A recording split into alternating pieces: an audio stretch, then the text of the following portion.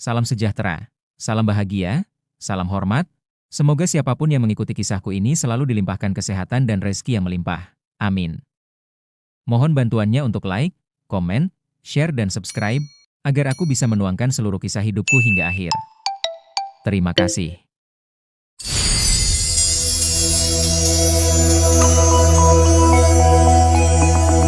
Kini usia pernikahanku telah menginjak 6 bulan. Perut Ernie semakin membuncit. Pemeriksaan kandungan dilakukan secara intens. Dari bulan ke bulan kondisi kandungan bagus, termasuk kesehatan ibunya. Aku sudah tidak sabaran menunggu kehadiran sang bayi. Suatu hari istriku bertanya kepadaku, "Yah, menurutmu anak kita laki-laki apa perempuan?" Tanyanya sambil mengusap perut. "Menurutku laki-laki," jawabku. "Bisa jadi," sahut Ernie sambil mengupas kacang tanah yang baru saja aku rebus, asapnya masih mengepul di atas piring. "Kalau ayah, pengin anak laki-laki apa perempuan?" Lanjut Ernie bertanya lagi. "Kalau boleh minta, perempuan. Tetapi kalau Tuhan memberikan anak laki-laki, tidak masalah," jawabku sambil tersenyum. Lalu aku belai rambut Ernie. Mendengar jawabanku, tiba-tiba istriku tertunduk. Seketika tanganku ditolak kuat-kuat. Kacang yang sudah dikupas tidak dimakan, justru dibuang ke sampah. Wajahnya berubah serius. Aku tidak kaget, aku tidak heran, pasti tersinggung dengan keinginanku tadi, aku tidak perlu bertanya, kataku dalam hati. Aku pegang tangannya, lalu kuajak masuk kamar. Aku tuntun layaknya anak kecil yang hendak pergi ke pasar malam, untuk membeli manik-manik rambut. Keesokan paginya, aku bangun tepat jam 5, lalu sholat subuh. Istriku baru bangun kemudian. Masih di atas kasur dia memanggilku. "Yah," katanya sambil menyingkap kain selimut di tubuhnya. Badannya beringsut ke tepi, duduk di dipan dengan dua kaki menggantung. "Iya, kenapa?" jawabku lalu duduk di sampingnya. "Semalam aku mimpi," jawabnya sambil meletakkan tangan di pahaku. "Mimpi? Mimpi apa?" tanyaku lagi. Kita berdua berjalan di jembatan, sebuah jembatan kayu. Saat melintas di tengah-tengah badan jembatan itu roboh dan patah menjadi dua. Kita terpisah, saya di depan, ayah di belakang, kata Ernie menjelaskan. "Lalu?" tanyaku lagi. Ayah teriak-teriak memanggil saya, tetapi saya tidak menjawab. Hanya memandangi ayah yang di seberang, masih menggantung berpegangan di ujung kayu. Kami terdiam, berusaha mencerna apa arti mimpi itu. Lalu istriku bertanya lagi, "Kira-kira apa arti mimpi itu?" Saya terdiam sebentar, lalu ku jawab, "Ah, tidak usah dipikir. Namanya saja bunga tidur, pasti aneh-aneh." Sebenarnya, mimpi itu ada kalanya sebagai bunga tidur dan ada kalanya sebagai firasat, itu menurutku. Alam bawah sadar kita bisa menangkap sesuatu kejadian yang bakal terjadi. Tetapi karena ingatan kita melekat pada suatu peristiwa yang sudah terjadi, akhirnya terbawa mimpi. Hal itu bisa saja terjadi. Kali ini saya menangkap apa yang dimimpikan istriku ada makna yang sangat jauh dan tersembunyi. Aku tidak mau menceritakannya, aku tidak mau tersugesti dengan mimpi itu. Dalam hatiku, aku memohon ampunan pada Tuhan agar keluarga kecilku jauh dari petaka. Kini usia kehamilan sudah menginjak bulan ke-7, istriku sudah menyiapkan beberapa perlengkapan kebutuhan bayi. Hari-hari rumah tanggaku menjelang kehadiran bayi sungguh membuat suasana keluarga penuh semangat. Namun, lagi-lagi aku teringat mimpi Ernie. Aku tidak mau tersugesti, namun pikiranku liar. Kandas. Rumah tanggaku akan kandas, gerutuku di hati yang paling dalam. Untuk itu agar terhindar dari rasa jenuh di rumah, aku sering mengajak Ernie untuk menginap di hotel. Aku tidak membayar untuk menginap, karena memang aku mendapat fasilitas itu. Istriku tentu sangat senang, apalagi sering menginap berdua di kamar junior suite. Kamar yang bagus dengan fasilitas lengkap di dalamnya. Tentu dia merasa senang dan bahagia. Suatu malam, aku mengajak lagi menginap di hotel. Kali ini aku ajak anak tetangga yang kebetulan masih berumur 3 tahun. Aku minta izin pada maminya agar anaknya ikut tidur di hotel. Anak itu bernama Jeffrey dan memiliki nama Tionghoa, Aliang. Saat tiba di hotel, aku ajak mereka makan di coffee shop, Ernie pesan sop buntut, lalu saya pesan lamb chop medium. Kami menikmati kebersamaan, semua ceria. Sesekali aku menyuapi Aliang dengan nasi putih, dicampur dengan bumbu dan daging lamb chop. Awalnya istriku senang sekali dengan Aliang, gantian menyuapi anak itu. Namun tiba-tiba entah apa penyebabnya, istriku kembali cemberut pada Aliang. Matanya memicing, menyebabkan anak itu melongo memandangi Erni ketakutan dan tak mau makan lagi. Aliang tidak bergerak, takut, dia langsung memeluk tubuhku. Mukanya dimasukkan ke lenganku hingga masuk ke ketiak. Aku terdiam, aku melanjutkan makan. Hingga habis. Sedangkan Erni berhenti makan, hanya setengahnya saja yang dimakan. Aku tidak bertanya pada istriku, aku biarkan saja. Coffee shop ramai dengan tamu-tamu makan malam. Sementara kami bertiga terdiam kaku. Yang tadinya Aliang riang berceloteh kini membisu, hanya menatapi wajahku. Apakah ini pembawaan bayi? Bayiku? Di dalam perut Erni. Seperti itukah sifat asli bayiku nanti? Ini semua sebenarnya pengaruh apa? Perasaanku bergelut sendiri. Tidak tahu sudah berapa kali aku berprasangka terhadap jabang bayi yang masih dalam kandungan. Di suatu sore, aku baru menjalankan tugas mengontrol anak buah yang sedang bekerja di frontliner, khususnya bagian penerima tamu. Rombongan tamu dari HTL Tour and Travel Singapore. Rombongan itu berjumlah 50 orang, semuanya lansia. Saat itu pemandangan di lobi hotel sangat ramai, pemandu tamu membagikan kunci kamar ke masing-masing tamunya setelah registrasi. Proses check-in sangat lancar, petugas bellboy sibuk mengatur bagasi tamu lalu mengantar ke kamar. Sore itu, aku seharusnya sudah pulang. Jam di tangan menunjukkan pukul 6.30. Aku sekalian sholat maghrib di kantor. Lepas sholat aku tidak langsung beranjak dari sajadah. Aku justru termenung merenungi perjalanan rumah tanggaku yang telah berjalan 7 bulan. Usia pernikahan yang masih amat sangat muda. Aku terdiam mengevaluasi diri, aku terdiam mengintrospeksi diri di atas kain sajadah yang lembut dan harum. Sajadah itu bermotif gambar masjid besar nan mewah, sajadah buatan negara Turki. Selama ini aku berusaha membahagiakan istri. Dan selama ini aku berusaha semampuku untuk bersabar dan memenuhi kebutuhannya lahir dan batin. Aku benar-benar menjaga mahligai pernikahan. Semua kebiasaan yang tidak wajar sudah aku hentikan. Aku merasa cocok dengan Erni karena terkesima dengan kesederhanaannya. Mulai dari baju, wajah tanpa make up, lemah lembut, sopan, bahasanya halus dan humoris. Namun, aku sama sekali tidak menyangka di balik itu semua. Wataknya sangat keras dan sering tidak tegur sapa apabila tidak sepaham. Muka masam, dan terkunci lisannya. Meskipun demikian aku masih berharap besar, selepas melahirkan pasti semua perangai itu akan sirna. Ya, akan sirna, gumamku sendirian di atas sajadah. Suatu hari, datanglah bapak angkatku bernama Basri. Aku semasa muda memang banyak pergaulan dari kalangan apa saja. Pak Basri menurut ceritanya semasa muda memiliki perjalanan hidup yang kelam, dia seorang bajak laut. Dia menjadi target polisi namun sering lolos dari kejaran aparat itu. Kakinya pernah tertembak 3 timah panas, dan ada bekasnya. Assalamualaikum, sapa orang tua itu dengan suara khas orang yang usianya telah lanjut. Dialah Pak Basri. Menurut penuturannya dia telah berumur 90 tahun. Badannya kurus, megang tongkat untuk penopang badan, namun garis-garis wajahnya menggambarkan watak keras zaman dulunya. Postur fisiknya masih membekas berotot dan kuat. Waalaikumsalam, jawabku yang kebetulan duduk di serambi bersama Erni. Tangan itu kering dan berkeriput, lekukan otot dan daging mengikuti bentuk tulang di tangannya. Kemudian Erni ikut menyalami. Di belakang Pak Basri ikut cucunya perempuan bernama Sunari dan Surti. Erni masuk ke dalam, aku berpikiran dia membuat minuman untuk Pak Basri.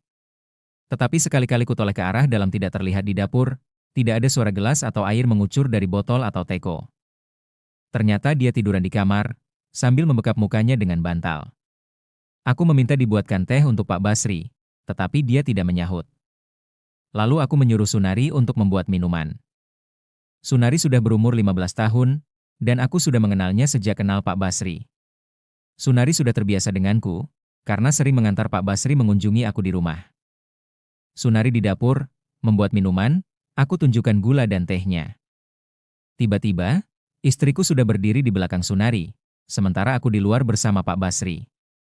Sunari dibentak-bentak dengan suara keras dan kasar, dia mencerca anak itu dengan suara memekik tajam. Intinya Erni tidak suka orang lain masuk dapur.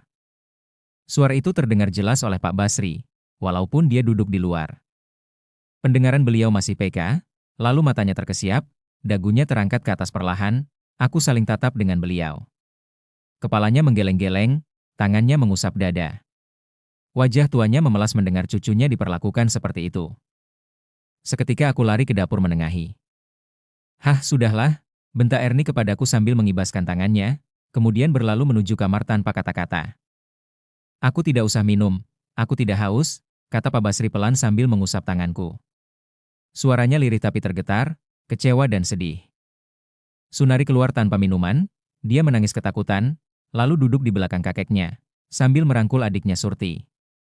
"Bapak kesini ingin tahu kamu, Darsa.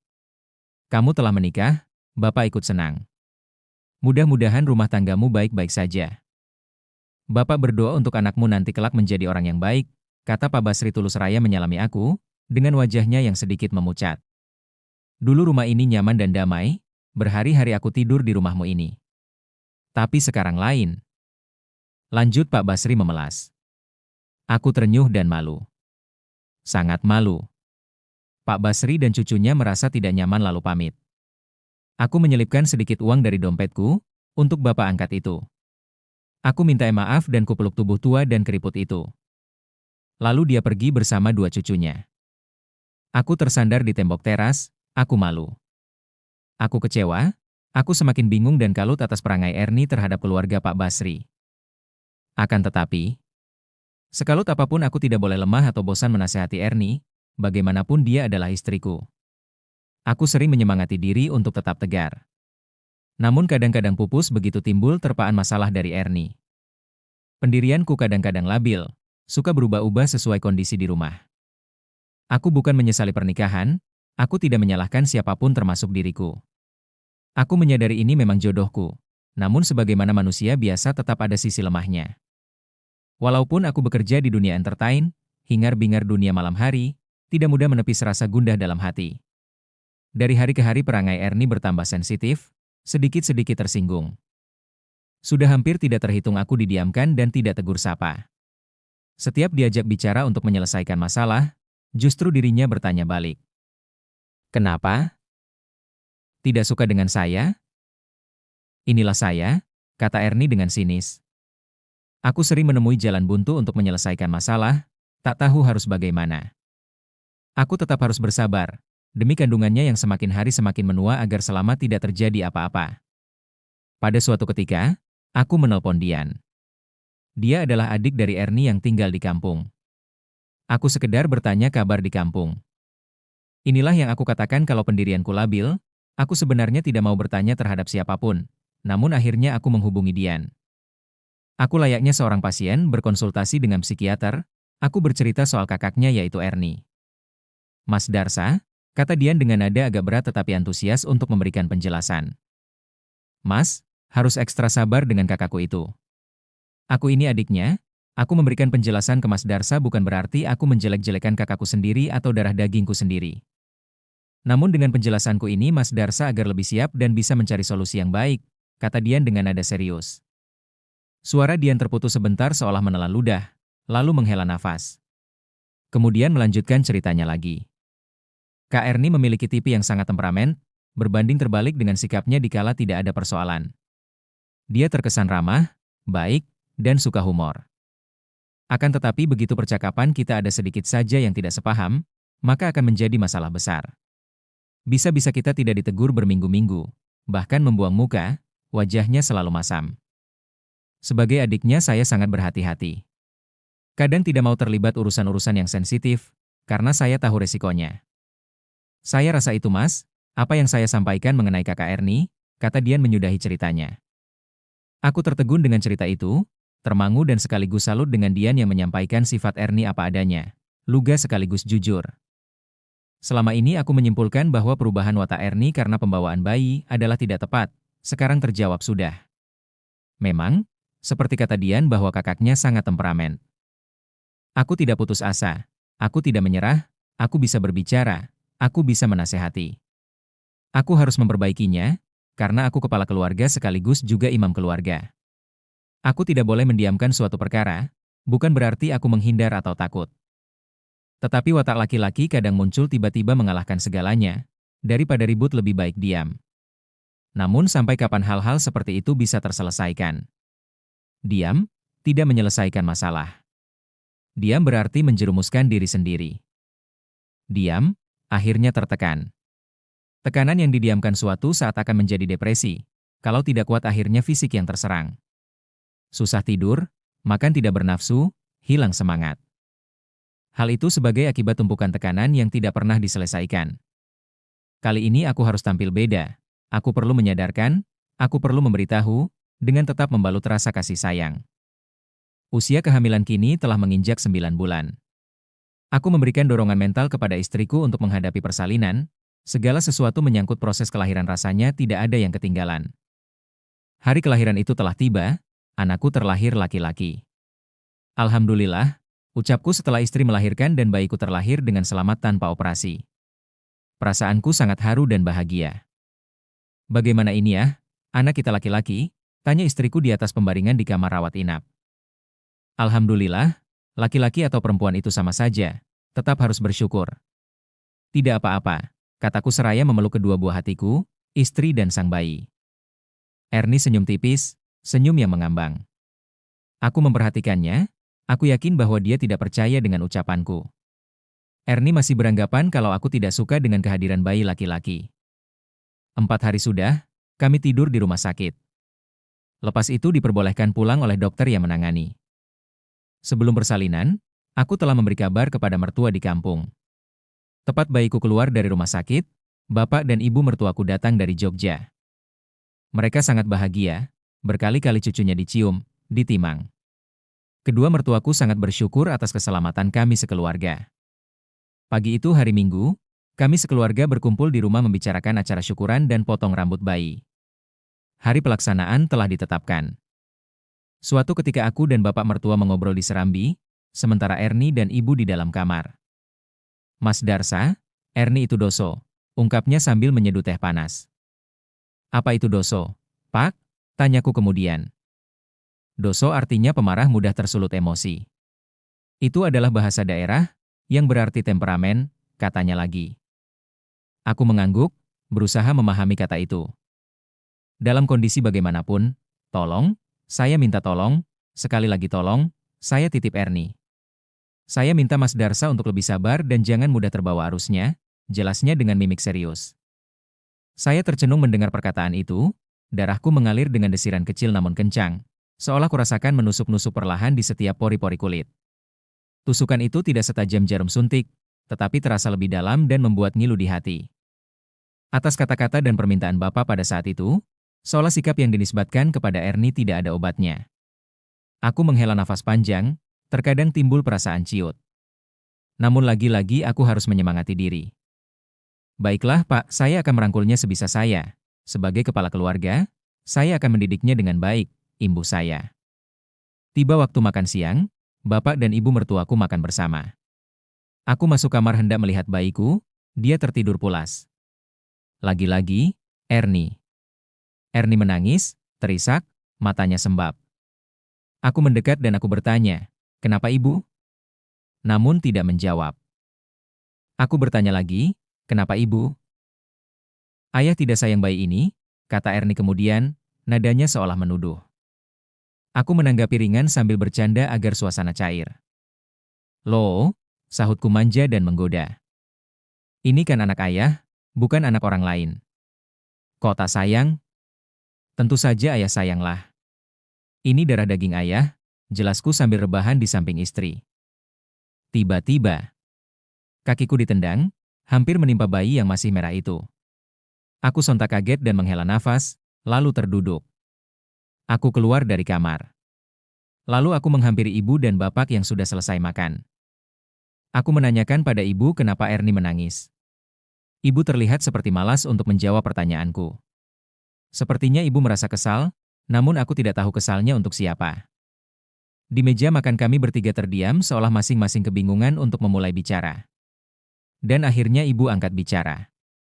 Dia mempermasalahkan kamu Darsa, katanya kamu tidak suka dengan anakmu laki-laki itu, kata ibu. Saya terdiam, tersenyum getir. Padahal saya tidak mempermasalahkan kehadiran bayi itu. Saya bilang ke Ernie. Tidak mungkin suamimu membenci kelahiran bayi itu.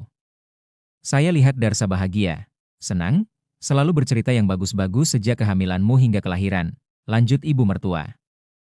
Aku dan bapak terdiam mendengarkan cerita ibu, raut muka bapak datar dan dingin seolah memberikan ekspresi bahwa, itulah Ernie yang sebenarnya. Gara-gara saya berkata seperti itu, malah Ernie menuduh ibu bahwa ibu berpihak ke kamu, Darsa. Kata-katanya pedas membuat telinga ibu ini panas, ibu-ibu dengan kesal. Atas kejadian itu, Ernie mendiamkan ibunya sendiri selama 3 hari. Saya pun ikut didiamkan dan sama sekali tidak ada tegur sapa. Berkali-kali saya ajak bicara selalu menghindar dengan wajah muram durja, matanya yang agak sipit memicing mendelik seperti menghadapi musuh. 7 hari telah berlalu, acara syukuran diadakan di rumah sekalian pembacaan doa, kami mengundang tetangga terdekat. Acara dipandu dari imam masjid, di sini sekalian acara potong rambut bayi dan pemberian nama untuk bayi. Aku memberi nama bayiku, Penta Widura. Pada hari ke-10, kedua mertuaku hendak kembali pulang ke Jogja, aku mengatur perjalanannya lalu mengantarkan ke bandara. Sementara Ernie di rumah. Dalam perjalanan menuju bandara, ibu menggerutu, Ernie, tidak di Jawa, tidak di Sumatera selalu saja membuat ibu kesal. Aku kira setelah punya anak kelakuannya berubah. Ternyata sama saja. Dulu, 14 hari cuti di Jogja, ada saja persoalan yang ditimbulkan. Bayangkan Darsa, 14 hari di Jogja, separuh hari cutinya mendiamkan ibu. 7 hari ibu didiamkan. Alasan-alasan yang tidak masuk akal yang dijadikan pemicunya, kata ibu dengan nada jengkel, wajahnya menatap ke depan menerawang kaca depan mobil. Kini, umur Penta anakku genap 3 bulan. Perilakunya menggemaskan saja. Perkembangan tubuhnya sangatlah bagus. Celoteh ruang bayi menghiasi pagiku setiap pada subuh. Menyemangatiku dikala hendak bekerja sebagai rutinitas setiap hari. Istriku memperpanjang cuti di kantornya, cuti hamil 3 bulan, ditambah cuti tahunan. Sebelum memulai masuk kerja, kami berinisiatif mendatangkan pengasuh bayi. Kali ini aku berinisiatif mendatangkan Dian sebagai pengasuh Penta, Ernie tentunya dengan senang hati dengan usulanku itu. 1 minggu sebelum istri mulai masuk kerja Dian telah datang, dia tidak sendiri. Dian membawa anaknya perempuan yang baru berumur 3 tahun. Kehadiran Dian dan anaknya memberikan nuansa yang lebih hangat di rumahku. Tawa dan canda celoteh anak-anak terdengar hampir setiap waktu. Dian merawat Penta tentu seperti merawat anaknya sendiri. Hal ini tentunya membuat aku dan Ernie lebih tenang di saat kami bekerja. 10 hari sudah Dian serta anaknya tinggal di rumah mengasuh Penta. Saya merasa bersyukur atas kebaikan adik iparku. Aku merasakan atmosfer yang bagus dari hari ke hari di rumah. Aku tidak memuji atau melebih-lebihkan, Dian dan Ernie memiliki karakter yang jauh berbanding terbalik. Dian tidak temperamen sama sekali, pembawaannya kalem dan tidak pernah mengeluarkan kata-kata pedas dalam kondisi apapun. Aku berharap, seperti harapanku dulu, bahwa selepas melahirkan Ernie bisa berubah atau minimal sedikit berkurang watak kerasnya. Suatu ketika, aku memboyong mereka semua untuk tidur di hotel, alangkah senangnya kami rame-rame dalam kebersamaan. Dan aku mengajak mereka berkali-kali selama Dian dan anaknya di rumahku. Pada hari yang ke-15, keceriaan di rumah tiba-tiba hilang. Padahal sore itu kami berkumpul semua di rumah dan berencana mengajak kembali tidur di hotel. Kok sepi? Di mana Dian dan anaknya? Tanyaku ke istri di kamar tidur. Ernie sedang berbaring di samping Penta. Beberapa saat Ernie tidak menjawab. Wajahnya masam. Tak tahu, sahut Ernie dengan nada ketus. Aku yakin pasti ada salah paham di antara mereka.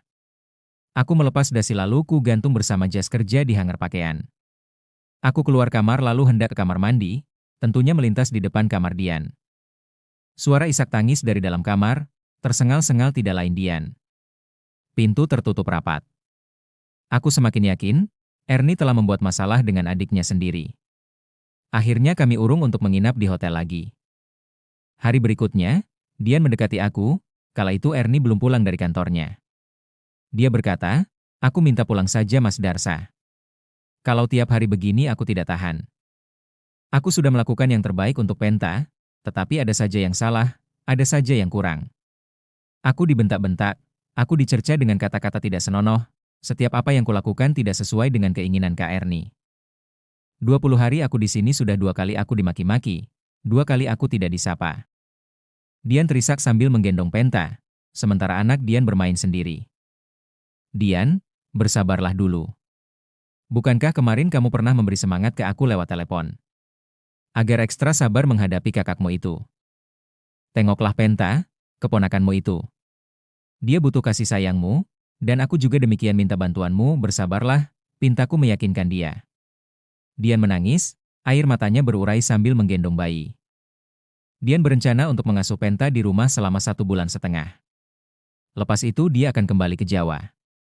Sebelum Dian pulang, tentu aku dan Ernie mencari pengganti Dian untuk mengasuh bayi. Kali ini aku tidak mengusulkan dari mana sebaiknya pengasuh itu didatangkan. Aku ragu dan was-was, siapapun yang mengasuh Penta akan dijadikan sasaran empuk oleh amarah Ernie. Ernie berusaha mendatangkan dari kampungnya, sebelum Dian pulang. Namun usaha ibu mertua di kampung tidak membuahkan hasil. Justru aku mendapat laporan dari ibu mertua, bahwa orang kampung takut sama Ernie apabila mengasuh bayinya. Orang kampung banyak yang mengatakan, tidak usah ke Sumatera, Ernie itu kejam. Aku bagai kena sengat aliran listrik mendengar penuturan ibu. Aku mengusulkan pada Ernie sehubungan dengan sulitnya mencari pembantu. Bagaimana kalau ibu berhenti kerja saja? Ernie tidak mau, dia ingin tetap kerja dengan alasan sangat menikmati pekerjaannya itu. Dalam keadaan ragu, akhirnya aku mengusulkan pembantu dari kampungku. Mau tidak mau Ernie setuju. Waktunya tiba, menjelang 3 hari keberangkatan Dian, seorang gadis dari kampungku datang. Semua yang mengatur kedatangan anak itu adalah kakakku perempuan di Semarang. Anak itu bernama Sasmi. Anaknya kalem dan terampil mengurus bayi. Aku paham karena orang kampungku sendiri. Setelah Dian pulang kini hari-hari kesibukan mengurus Penta digantikan Sasmi. Aku berharap tidak ada perselisihan, di mana Ernie harus lebih hati-hati dan tidak terlalu sensitif. Aku pun sudah mengajaknya bicara baik-baik, apapun harus disadari bahwa mencari pembantu sangat sulit.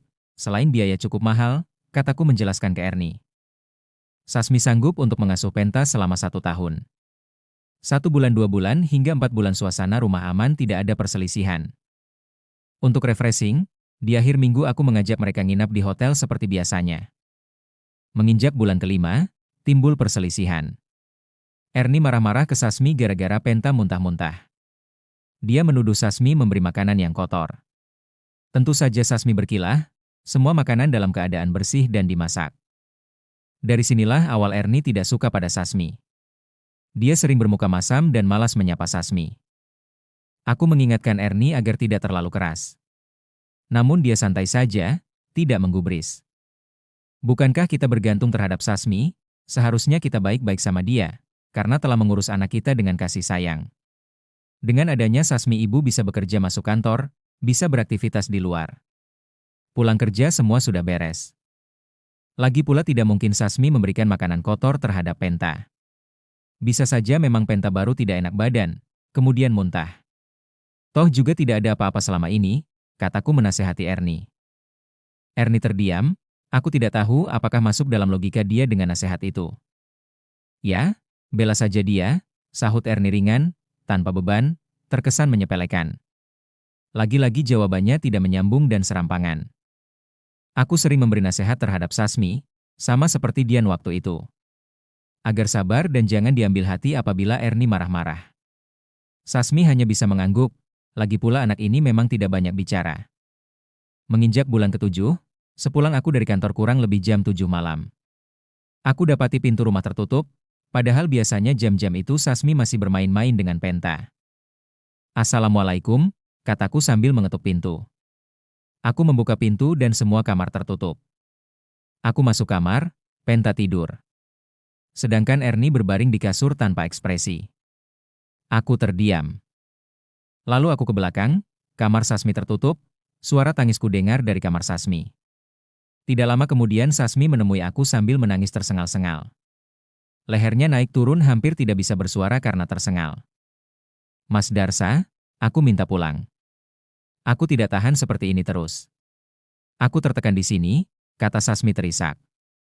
Belum sempat aku membalas kata-kata Sasmi, tiba-tiba Ernie muncul dan berkata dengan suara lantang. Ernie membentak Sasmi gara-gara tidak sempat masak untuk sore hari. Sasmi belum sempat memberikan alasan, Ernie terus mencerca. Sasmi menangis ketakutan, badannya bergetar hebat karena suara Ernie benar-benar keras. Aku kehilangan kendali saat itu, aku tidak kuat mendengar suara seorang perempuan sekeras itu, kata-katanya tidak bisa dihentikan, tidak bisa dibendung.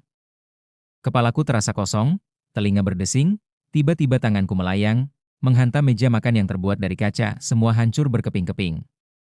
Piring, sendok, gelas, air minum berhamburan pecah semua. Badanku tergetar hebat, kali ini aku rasanya ingin melumat Ernie bulat-bulat. Dia lari ke kamar, teriak-teriak menangis hingga menyebabkan Penta terbangun. Lalu, aku keluar dari rumah, berjalan ke warung kopi yang tidak jauh dari komplek. Aku meredakan emosi di warung itu. Jam 10 malam, aku kembali ke rumah. Aku dapati Sasmi di dapur masih bersih-bersih memungut pecahan kaca dan mengepelnya. Mas Darsa, tadi Mbak Ernie minta maaf ke saya. Dia meminta saya untuk tidak pulang ke Jawa sebelum 1 tahun. Dan saya menyanggupi dengan catatan, saya tidak mau dicaci maki, kata Sasmi menjelaskan. Selepas kejadian tempo hari, aku membelah meja makan, ada perubahan pada sikap Ernie. Namun karena watak keras, setiap ada persoalan dia seolah menahan emosi mati-matian. Hal itu bisa aku perhatikan saban harinya. Beberapa bulan kemudian, pada umur 9 bulan, Penta sudah mulai belajar bicara. Setiap kali diajari Sasmi, Penta bisa menirukan kata-kata pendek. Singkat cerita umur 10 bulan Penta sudah bisa jalan sekaligus berkata-kata dengan jelas. Hampir genap 1 tahun, tiba saatnya Sasmi persiapan untuk pulang. Alhamdulillah sampai detik mau dipulangkan tidak ada perselisihan apapun dengan Ernie. Sebelum Sasmi berangkat, ibu mertua di kampung mengurus lagi keberangkatan pengasuh Penta. Dia bernama Bibi Hasnah. 3 hari sudah Bibi Hasnah tiba di rumahku, kemudian Sasmi pulang ke Semarang. Bibi Hasnah sudah berumur kira-kira 45 tahun. Bibi Hasnah tentunya lebih berpengalaman mengasuh anak. Namun Bibi Hasnah orangnya suka grogi dan pelupa. Akibat dari kebiasaan itu terjadilah perselisihan dengan Ernie bukan hanya 1 atau 2 kali. Bibi Hasnah kadang lupa menyetrika, kadang lupa mencuci baju milik Penta. Timbul masalah lagi. Ernie marah besar, dia melempar baju yang belum dicuci ke arah muka Bibi Hasnah. Bibi Hasnah tidak bereaksi, badannya gemetar ketakutan lantaran suara Ernie bagai petir. Kali ini aku tidak ikut campur. Aku diam di luar, aku takut melakukan hal yang sama seperti beberapa hari lalu, toh Bibi Hasnah masih ada ikatan famili dengan Ernie yang sebenarnya. Selama Bibi Hasnah di rumah 2 bulan, Ernie hampir setiap hari mengamuk. Atas kejadian itu Bibi Hasnah tidak sanggup, mau tidak mau harus pulang dari Sumatera. Aku juga tidak sanggup melihat keadaan Bibi Hasnah, dia banyak melamun dan susah makan. Akhirnya kami keluar biaya lagi untuk membeli tiket pesawat dalam tempo hanya 2 bulan. Kini, sepulang Bibi Hasnah, rumah kami tidak ada pengasuh untuk Penta. Mau tidak mau, Penta masuk ke penitipan anak, waktu itu umur sudah 1 tahun 4 bulan. Setelah 1 bulan di penitipan, ibu dari mertua dari kampung mengirim lagi pengasuh bayi bernama Ranti. Dia masih muda dan cekatan. Pembawaannya agak jutek, tetapi dia sangat sayang sama Penta. Dia selalu mengajari nyanyi dan berhitung. Karena Penta sudah kuat berjalan, Ranti diperbolehkan main keluar jalan-jalan di komplek bersama Penta, terutama sore hari. Ranti bertahan mengasuh Penta hanya dalam waktu 6 bulan, padahal rencana 1 tahun. Ini semua juga karena tidak kuat menghadapi Ernie. Suatu ketika, lepas pulang kerja, Ernie mendapati Ranti bermain bersama Penta di rumah tetangga. Ernie digendong tetangga sambil disuapi makanan yang dibawa Ranti dari rumah. Betapa marahnya Ernie, karena Penta digendong tetangga sambil disuapi. Dia melabrak tetangga itu, dan berkata-kata dengan nada pedas, dia tak mau Penta diberi makanan sembarangan. Ranti kena marah dan tetangga pun kena marah. Penta langsung disahut digendongnya diajak pulang. Dari awal inilah, Ernie tidak suka dengan Ranti, tidak ditegur tidak disapa, tidak ada komunikasi layaknya keluarga. Tepat 6 bulan Ranti pulang ke Jogja. Terjadi kekosongan lagi untuk pengasuh Penta, lagi-lagi anakku sematawayang masuk ke penitipan. Persis 2 bulan di penitipan, ibu mertua mengirim lagi pengasuh dari Jogja, bernama Wulan. Namun kali ini ibu sudah tidak sanggup lagi mencari pengasuh, apabila Wulan juga mengalami hal yang sama seperti pengasuh-pengasuh yang terdahulu. Ibu sempat menelpon Ernie, dan berkata dengan nada seolah sudah tidak sanggup lagi mencarikan pengasuh. Karena sangat sulit untuk mendapatkannya. Dan Wulan pengasuh yang terakhir.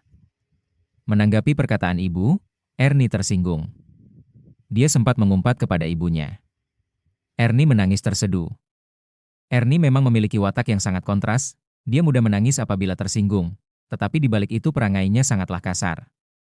Kali ini Ernie harus berusaha keras meredam emosinya. Karena Wulan adalah tetangga di kampung. Rumah orang tua Wulan berhimpitan dengan rumah orang tua Ernie. Apabila ada kejadian sekecil apapun, pasti cerita Wulan sampai di desa. Dan pasti membuat malu. Hal itu memang terbukti, Ernie banyak menahan amarah dengan terpaksa. Dia sering bermuka masam dan tidak berkata-kata dengan Wulan hanya dalam hitungan 1 hari saja. Lepas itu berusaha baik. Hal itu berulang-ulang terjadi.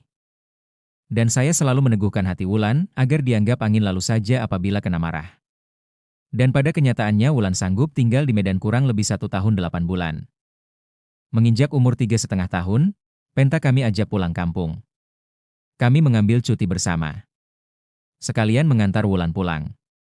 Kami merasakan kerinduan yang sangat dalam terhadap keluarga setelah hampir 3 tahun lebih tidak pulang. Kebersamaan itu sangat indah, baik di Jogja maupun di Semarang. Kami menghabiskan masa cuti hingga 20 hari. Selepas dari Jawa, kemudian balik ke Sumatera, kami menjalankan aktivitas kerja seperti biasanya.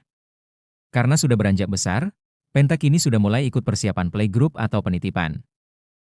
Penta anaknya periang dan sangat mudah bergaul walaupun masih sangat kecil.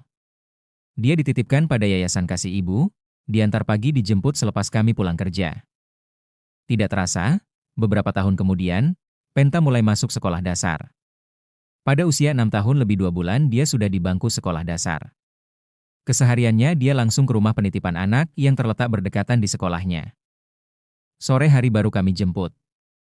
Selama waktu kami meniti rumah tangga, hingga Penta lulus sekolah dasar, tentu mengalami perjalanan pasang surut kondisinya. Bagai pentas drama rumah tangga, yang mengalami adegan timbul tenggelam. Namun saya menganggap hal itu biasa, meskipun acap kali dibuat stres, malu dan kecewa. Hari-hari, sering timbul masalah yang sebenarnya tidak perlu terjadi. Pada hari itu saya merenung dan teringat lagi akan mimpi yang pernah dialami istri beberapa tahun yang lalu, yaitu jembatan yang terputus. Mimpi yang selalu membayangi diriku. Pada saat momen-momen besar tertentu, misalnya hari Lebaran atau Idul Adha, aku selalu menasehati Ernie. Pada saat momen ini, dia seolah bisa menerima apa yang menjadi nasihat saya. Acap kali minta maaf dan acap kali menangis di lutut saya ketika acara bermaaf-maafan. Itu kami lakukan hampir setiap Lebaran. Namun beberapa bulan setelah momen itu lewat juga janji-janji istriku untuk tidak keluar dari lingkaran yang sudah dibatasi. Dan aku hanya bisa pasrah. Suatu ketika, aku sedang sibuk melakukan aktivitas kerja di ruangan kantor. Tiba-tiba saja aku merasa jenuh kerja, aku telah melewati masa kerja selama 13 tahun. Suatu saat saya ingin mengundurkan diri, dengan maksud berganti profesi, yaitu memiliki usaha sendiri. Namun urung karena berbagai pertimbangan. Sebagian rekan kerjaku di hotel telah mengajukan pensiun dini, namun aku tidak mengikuti jejak mereka. Pada akhir tahun, di saat aku sedang membuat rencana kerja tahunan untuk tahun depan, tiba-tiba pintu kantorku diketuk, lalu langsung terbuka. Aku langsung bangkit dari tempat duduk, dan ternyata Bapak Direktur Operasional yang mengetuk pintu tadi. Beliau bernama Pak Marsahala, dia tersenyum namun tidak ceria seperti kebiasaannya. Lalu kusalami dan kupersilahkan duduk. Sejenak kami berdua bercakap-cakap serius. Inti pembicaraannya, bahwa hotel akan dialihkan kepemilikannya pada manajemen baru. Itu adalah keputusan final RUPS. Tanpa ada penjelasan yang lain, Pak Marsahala mengakhiri percakapannya. Selepas itu, beliau keluar dari kantorku, aku termenung dan bertanya dalam hati. Kenapa bertepatan sekali dengan keinginanku untuk pensiun dari dunia perhotelan dan entertainment? Aku menyampaikan berita itu kepada Ernie. Sebenarnya dia merasa keberatan, tetapi apa hendak dikata itu keputusan mutlak owner yang menjual hotelnya ke pihak lain. Akhirnya tidak berselang lama, dalam proses pengalihan manajemen dilakukan. Level dan posisi manajerial diganti dari manajemen baru. Akhirnya kami semua diputus dan diberikan hak penuh sesuai peraturan pemerintah Undang-Undang Tenaga Kerja. Di sisi lain aku bisa melepaskan rasa jenuh kerja di hotel. Dan di sisi lain aku harus secepatnya mencari peluang usaha sesuai keinginanku. Merintis usaha bukanlah sesuatu yang mudah bagiku. Aku belum terbiasa dengan usaha yang akan aku jalani. Jatuh bangun, menghabiskan energi. Saat itu Ernie yang masih bekerja. 2 tahun telah berlalu, Penta sudah kelas 2 SMP. Usaha yang aku jalani belum bisa membuahkan hasil yang menggembirakan, hal ini mengakibatkan perekonomian di rumah terguncang. Aku dan Ernie sering beradu mulut. Ernie selalu menyalahkan aku, dan ada saja persoalan yang diributkan. Aku sebenarnya membutuhkan dorongan dan semangat dari Ernie, agar aku bisa berhasil. Tetapi karena umpatan terus yang aku terima, usaha itu benar-benar stagnan. Ernie selalu membandingkan dengan kehidupan sewaktu masih bekerja di hotel. Bisa menginap di hotel, makan enak, belanja di mall tiap minggu dan nonton bioskop di 21. Kebiasaan ini aku lakukan demi terjaganya harmonisasi di keluarga. Dan aku tahu jiwa Ernie memang demikian.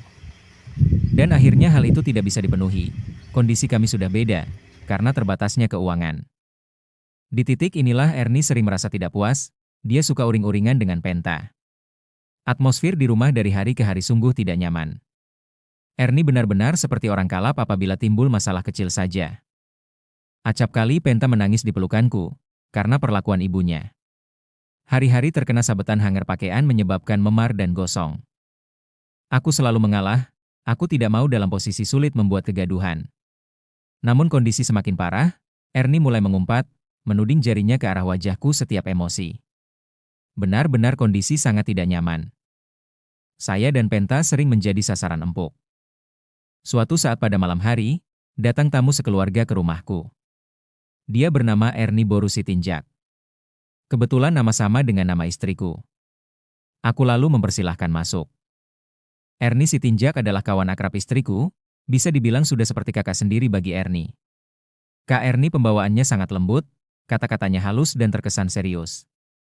Kami berbincang-bincang di ruang tamu, sedangkan Ernie duduk berdampingan dengan kakak angkatnya itu. Begini loh, saya kemari sekeluarga selain silaturahmi ada yang ingin saya katakan, kata Kak Ernie terhadap kami. Suasana sedikit serius. Lain halnya dengan Bang Lumban suami Kak Ernie. Santai sajalah, celetuk Bang Lumban menggoda istrinya sendiri. Mas Darsa, maaf sebelumnya. Kalau saya dibilang mencampuri urusan rumah tangga kalian. Namun kita seperti keluarga, mendengar keluhan Ernie beberapa kali, saya ikut prihatin. Maka saya berinisiatif, membantu menyelesaikan persoalan itu, kata Kak Ernie mengutarakan niatnya. Aku paham, berarti selama ini Ernie telah banyak cerita perihal rumah tangga di luar sana. Namun aku tidak merasa gundah atau kecewa, itu sah-sah saja kalau seandainya tidak menjatuhkan salah satu pihak. Niat Kak Ernie, ingin menjadi mediasi di rumah tanggaku. Dan justru aku merasa bersyukur, aku seperti mendapat teman untuk mencari solusi terbaik. Aku merasa tidak sendirian. Aku menyambutnya dengan senang hati. Selama ini, hampir 14 tahun di mana kami sulit berjalan harmonis. Namun dengan ini mudah-mudahan ada titik terang dengan hadirnya Kak Ernie dan suaminya.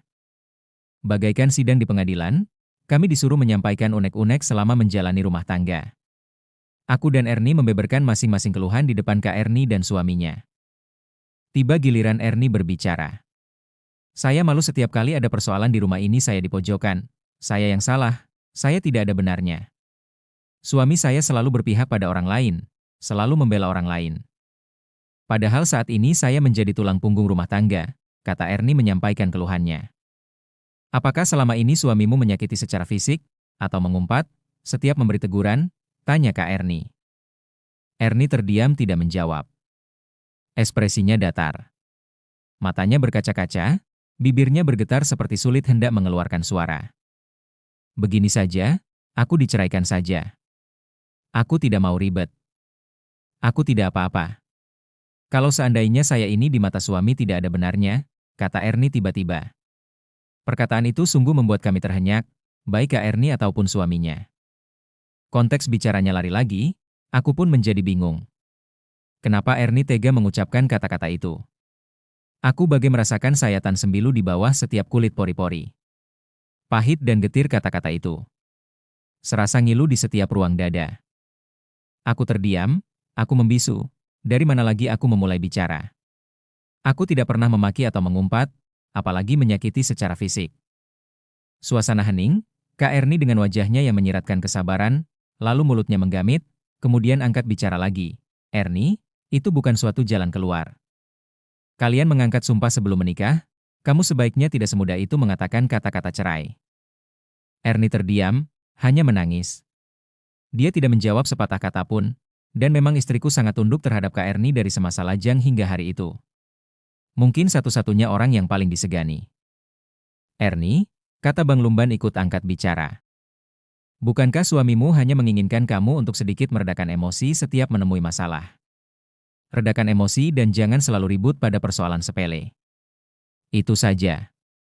Tapi kenapa kamu malah justru lari ke persoalan cerai? Ini sangat tabu.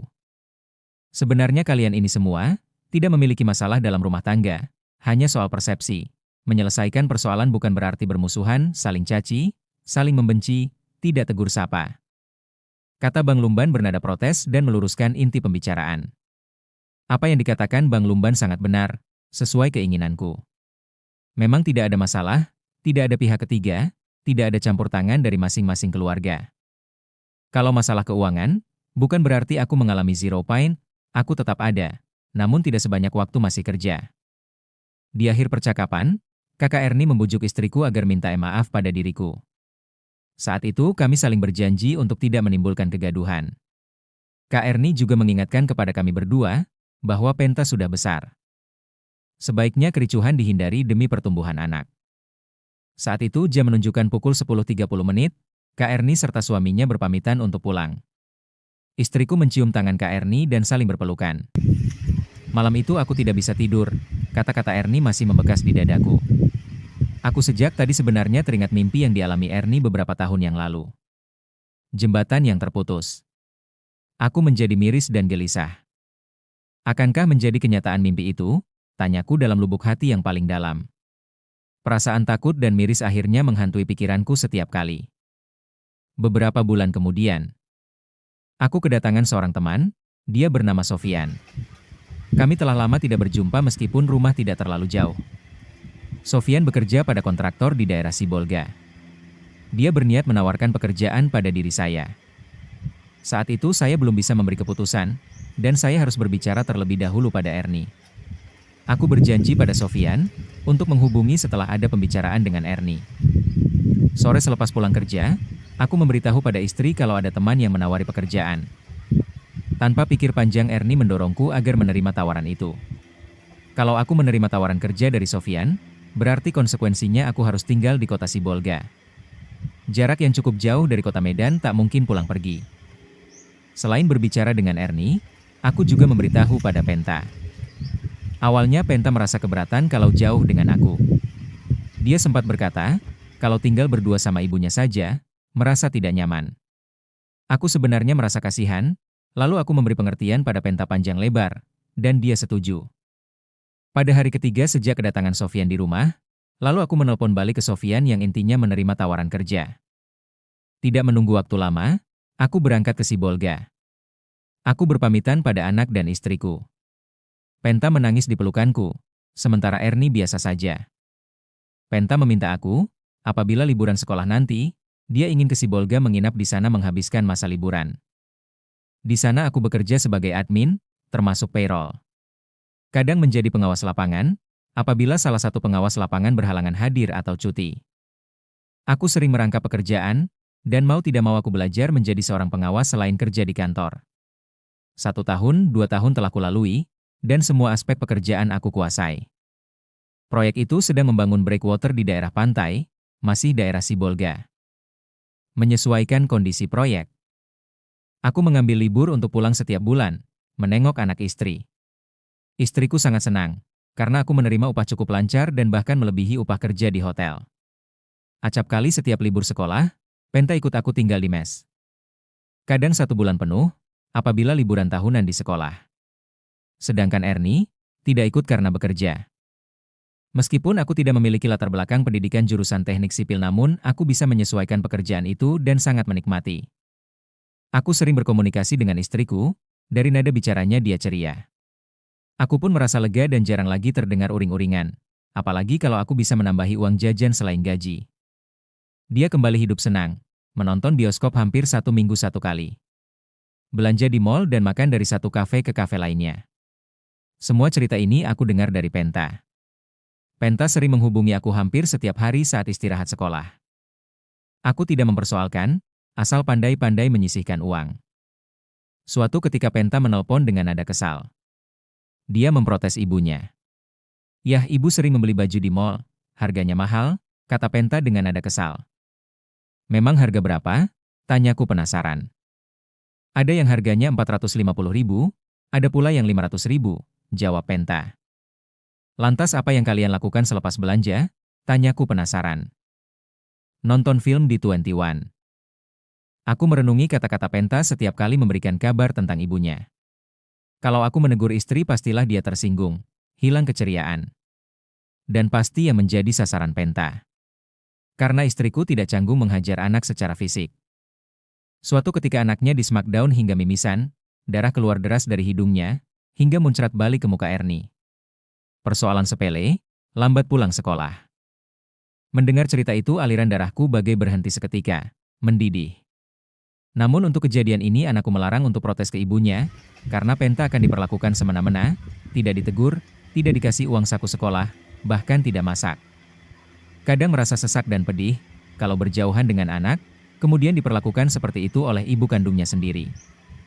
Masih sekitar cerita Penta, waktu itu mereka berjalan-jalan ke mall hendak belanja. Penta sudah menebak pasti membeli baju. Sewaktu memilih-milih baju, Penta protes dengan polosnya ke ibunya. Kenapa ibu setiap minggu beli baju? Bukankah beli perhiasan emas lebih bagus, sekalian menabung dan bisa dijual kalau kekurangan uang? Kalau beli baju, ibu bosan lalu masuk kardus jadi barang bekas di gudang. Kalau ibu kekurangan uang, mana laku lagi baju itu dijual, paling-paling ditimbang. Saya yakin per kilogram Rp5.000. Mendengar penuturan anakku, aku kagum, belajar dari mana anakku itu, sehingga bicaranya sangat masuk akal menurutku. Namun aku sadar, anakku di sekolah lumayan pandai, selalu mendapat nilai bagus dan ranking, meskipun bukan nomor 1 atau 2. Semenjak Penta protes, Ernie tidak sering mengajak Penta ke mall. Dia pergi sendiri dengan alasan ketemu kawan di luar. Padahal anak ini tidak tinggal diam, dia berusaha mencari tahu. Aku mencari nafkah di laut, panas dan badai sering kuhadapi. Dengan pola hidup Ernie seperti itu, sebenarnya aku kurang bisa menerima. Namun lagi-lagi daripada hilang keceriaan istriku, apa boleh buat, aku tak pernah mengungkit. Keseharianku bekerja di kontraktor, cukup sibuk. Karena pembuatan breakwater atau dinding penahan gelombang laut, memanfaatkan pasang surut laut. Pemasangan batu dengan alat berat seperti ekskavator harus cepat dan akurat. Karena jam kerja terbatas, menyusul air pasang. 1 tahun kemudian, Penta lulus dari sekolah menengah pertama, dia lolos seleksi masuk sekolah menengah umum favorit di Medan. Aku menyempatkan pulang mengambil libur 1 minggu. Sekalian mengurus administrasi dan persiapan lainnya untuk masuk sekolah SMA. Semua persiapan administrasi selesai. Dan aku lebih banyak menghabiskan waktu di rumah untuk memperbaiki kerusakan-kerusakan perabotan. Kadang sesekali jalan bersama ke mall lalu belanja.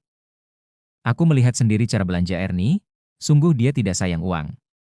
Semua dibeli, barang plastik, Tupperware, dan barang-barang lain yang sekiranya menarik dilihat mata, entah dipakai atau tidak. Yang jelas rumah menjadi sumpek dan penuh berjejal. Suatu malam sebagai seorang suami aku hendak berlabuh di hati istriku. Aku rindu, aku menggantung asa. Namun, dia mengatakan baru halangan. Hal itu terbukti istriku tidak sholat, tidak mengaji. Aku sempat terpikir, kenapa sering berhalangan setiap aku pulang, padahal aku tahu jadwalnya. Asaku tidak terpenuhi, hasratku tertolak, apakah aku harus membalas arus Ernie? Bukankah bapak mertuaku berpesan jangan mengikuti arusnya? Dan kisah ini sampai di sini dulu. Nantikan lanjutannya di episode yang ketiga.